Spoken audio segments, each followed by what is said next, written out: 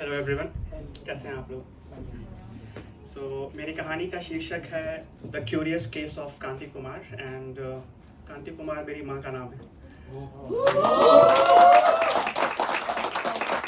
तो ये कहानी नहीं है एक्चुअली, ये मेरी माँ के जीवन के 3 विभिन्न हिस्सों में जो 3 बेहद कठिन वार्तालाप उन्होंने किए थे अपने परिवार की 3 विभिन्न पीढ़ियों के साथ, उसका एक संक्षिप्त विवरण है।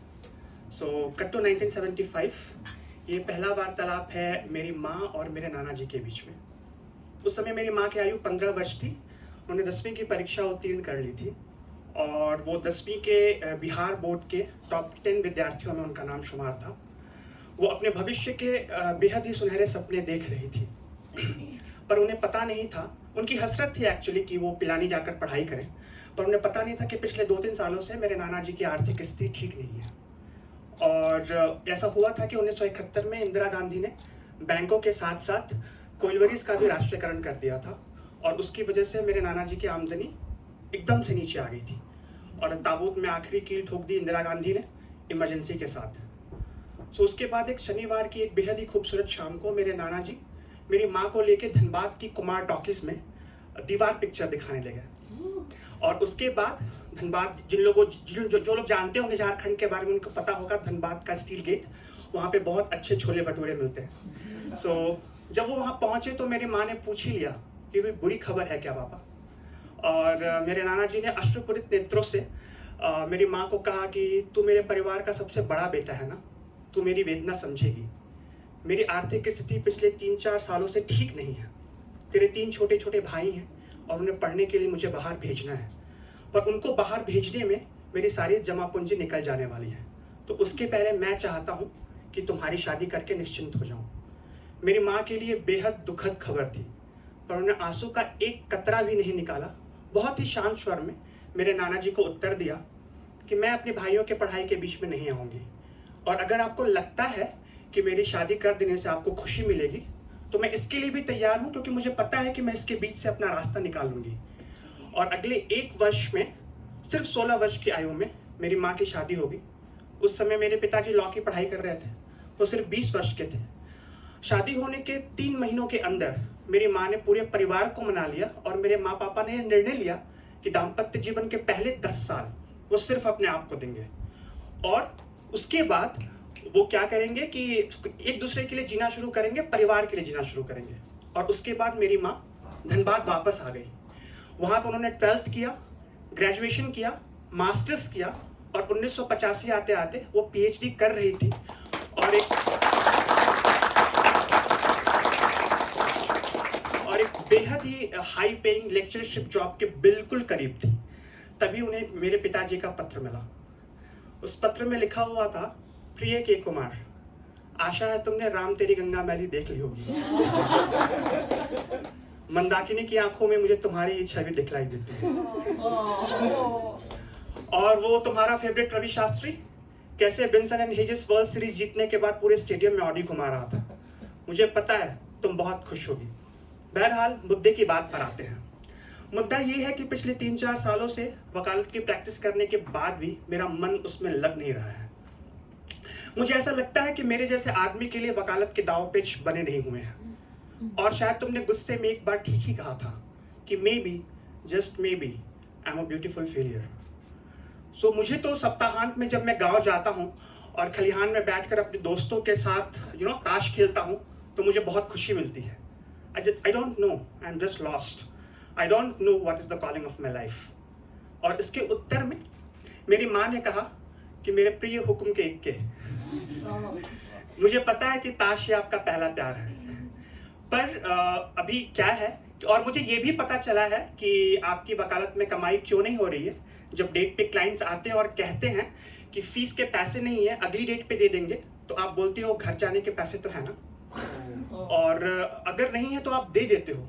और ये आपकी खूबसूरती ही इस दाव पेच भरे प्रोफेशन में will take you to the places. कुंवरी 1985 का बेहद ही महत्वपूर्ण साल है। राजीव गांधी ने कंप्यूटर की क्रांति कर दी है और भारत के युवा सब एक बेहद ही आशा की नजरों से अपने भविष्य की ओर देख रहे हैं। मैं आपको हारने नहीं दूंगी। जैसा कि हमने वादा किया था कि 10 सालों के बाद हम एक दूसरे के लिए जीना शुरू करेंगे, मैं वापस आ रही हूँ और मैं आपको हारने नहीं दूंगी।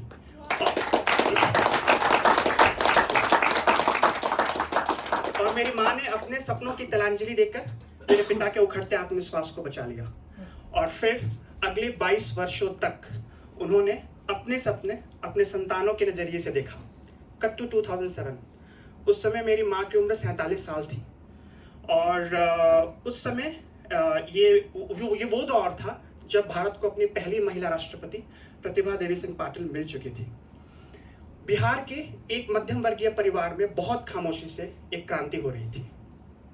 बिहार के मध्यम वर्गीय परिवारों में जब लड़की 25 की हो जाती है तो उसके पिता को उसके दहेज की चिंता सताने लगती है। लेकिन मेरी बहन ने बेहद कम संसाधनों में पत्राचार के द्वारा इग्नू से MCA कर लिया था और अब भारत के सुदूर दक्षिण बेंगलोर में आकर वो एक सूचना प्रौद्योगिकी क्रांति का हिस्सा होना चाहती थी। पर बेंगलोर आने के ठीक पहले वो आत्मसंदेह की स्थिति में थी। उन्होंने अपनी माँ से कहा कि माँ, अगर मैं आपका सपना पूरा ना कर पाई तो क्या होगा? माँ, अगर मैं बेंगलोर आई और मेरी अंग्रेजी का मजाक बन गया तो क्या होगा? माँ, अगर इन बहुराष्ट्रीय कंपनियों की बहुमंजिला इमारतों पे इंटरव्यू देने के पहले मेरे कदम लड़खड़ा गया तो क्या होगा? माँ, अगर मैं आपके सपने को पूरा नहीं कर पाई तो आपके खुले आंखों से सपने देखने की प्रक्रिया पर विराम लग जाएगा क्या? और मेरी माँ ने उत्तर में बस यही कहा कि संयोगवश में कुंवर नारायण की अंतिम ऊंचाई पढ़ रही थी और उसके कुछ वाक्यांश ऐसे थे कि दुर्गम वनों और ऊंचे पर्वतों से ऊपर जब तुम अंतिम ऊंचाई पर पहुंचोगे, जब तुम्हें लगेगा कि कोई अंतर नहीं है उन पर्वतों में और तुम में जिसको तुमने जीता है, जब तुम मस्तक पे अपने बर्फ का पहला तूफान झेलोगे और कांपोगे नहीं, तब तुम्हें पता चलेगा कि कोई अंतर नहीं है सब कुछ जीत लेने और अंत तक हिम्मत न हारने में।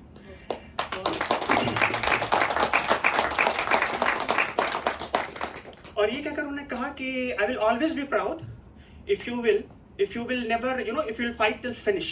And that is the essence of the story of my mother.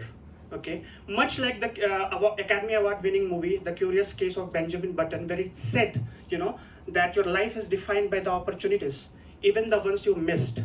This is the curious case of Kanti Kumar, where with her increasing age, with her increasing failures, her optimism towards life, her passion, everything gets increasing. She never stopped dreaming. She was a dreamer. Okay? And ये बात ये है कि, और इस कहानी को खत्म करने के पहले मैं एक बात और कहना चाहूँगा कि this story is not only dedicated to my mother. This story is dedicated to the very vital cog in every household's wheel of this great Indian middle class. The homemakers, the selfless homemakers. Yeah.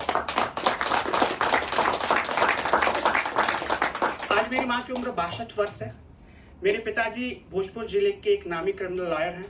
मेरी बहन बेंगलोर की aviation IT company में general manager के पद पर कार्यरत हैं। और उन्होंने उनकी 12 वर्ष का एक छोटा सा भांजा है जिसको उन्होंने चूंकि मेरी बहन को नौकरी करने में दिक्कत ना हो तो अपने पास रखा हुआ है और अपने परिवार की चौथी पीढ़ी के साथ वो बेहद कठिन वार्तालाप कर रही हैं as we speak। और मैं एक आखिरी वाक्य के साथ अपनी कहानी को समाप्त करना चाहूँगा कि झांसी की रानी, कित्तूर की रानी चेन्नम्मा और मेरी माँ में एक ही समानता है कि वो शायद भारतीय इतिहास की बेहद खूबसूरत वीरांगनाएं हैं।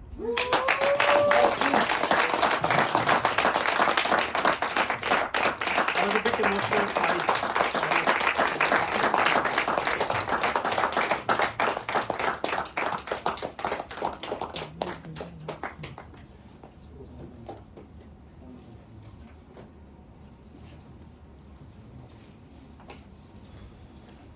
Thank you.